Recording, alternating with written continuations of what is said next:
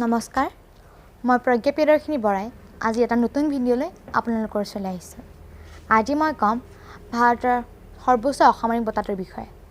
ভাৰতৰ সৰ্বোচ্চ অসামৰিক বঁটাটো হৈছে ভাৰত ৰত্ন। এই বঁটা কলা, বিজ্ঞান, সমাজ সেৱা, সাহিত্য আদি বিষয়ত বিশেষভাৱে পাৰদৰ্শী লোকক প্ৰদান কৰা হয়। এই বঁটা 1954 চনৰ 2 জানুৱাৰীৰ পৰা দিবলৈ আৰম্ভ কৰা হয়। এই বঁটা প্ৰথম প্ৰদান কৰে সেই সময়ৰ ৰাষ্ট্ৰপতি তথা ভাৰতৰ প্ৰথম ৰাষ্ট্ৰপতি ডক্টৰ ৰাজেন্দ্ৰ প্ৰসাদে। এই বঁটা লাভ কৰা প্ৰথম 3জন ভাৰতীয় হৈছে ডক্টৰ সৰ্বপল্লী ৰাধাকৃষ্ণন, চক্ৰৱৰ্তী ৰাজাগোপালাচাৰী আৰু চি.ভি. ৰমন। এই বঁটা বৰ্তমানলৈকে 2জন বিদেশীকো দিয়া হয়। তেওঁলোক হৈছে খান আব্দুল গফৰ খান পাকিস্তান, তেখেতে এই বঁটা 1987 চনত লাভ কৰে, আৰু নেলছন মেণ্ডেলা দক্ষিণ আফ্ৰিকা, তেখেতে 1990 চনত এই বঁটা লাভ কৰে।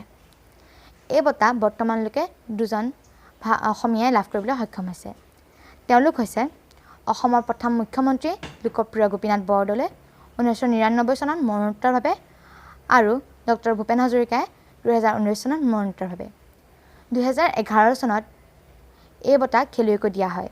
এই বঁটা লাভ কৰা প্ৰথমগৰাকী খেলুৱৈ হৈছে শচীন তেণ্ডুলকাৰ, তেখেতে 2014 চনত এই বঁটা পাবলৈ সক্ষম হয়।